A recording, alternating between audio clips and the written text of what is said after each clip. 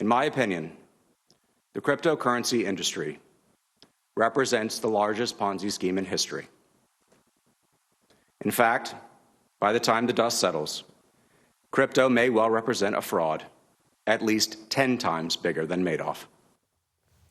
Ooh, strong words. McKenzie's new book, written with journalist Jacob Silverman, is called Easy Money, Cryptocurrency, Casino Capitalism, and the Golden Age of Fraud. Ben McKenzie, good morning. How you doing? I'm well. How are you, sir?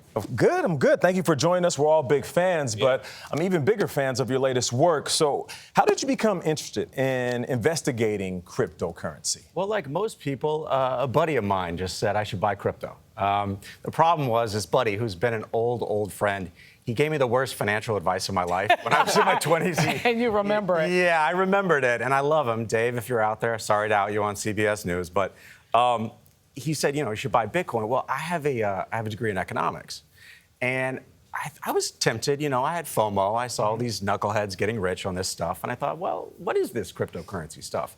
The first thing I bumped up against is that these aren't currencies. They're not money because you can't use them like money, and people were investing in them rather than trying to use them like money. That was a big tell for me.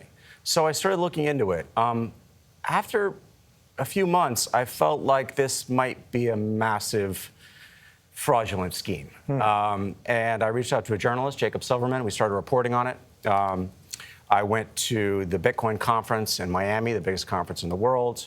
I interviewed people there. I interviewed Sam Bankman-Fried, now indicted for fraud. I went to El Salvador.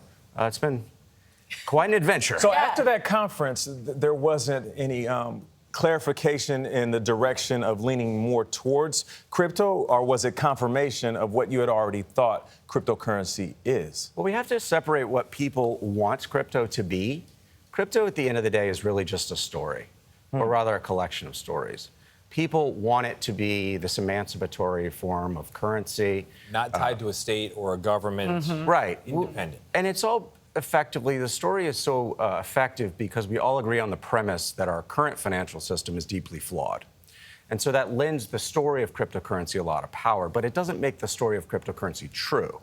And so when I was interviewing regular people, they all had all of these different ideas of what crypto was going to do for them. And that was totally understandable. I mean, most of it was to make money. But when you interview the key players, which I did, Sam Bankman-Fried before he was indicted, Alex Mashensky, who was arrested last Thursday and charged with fraud. When you interview the key players, you see a different side.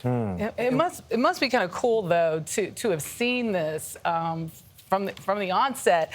First of all, I love the chapters in your book, Money and Lying. What could possibly go wrong?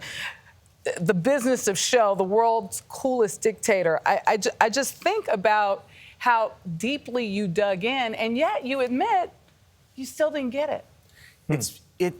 I don't get it either. It's not rooted. It's not a thing. It's not like if you buy a stock, it represents a company. If you buy a bond, you've got debt on somebody. Yeah. Right. If you invest in grain futures, like there is a farm somewhere making grain. Like, what is crypto actually rooted in or on? Nothing. It's a story. I mean, these are bits of computer code that are uncorrelated with any real-world asset, to your point.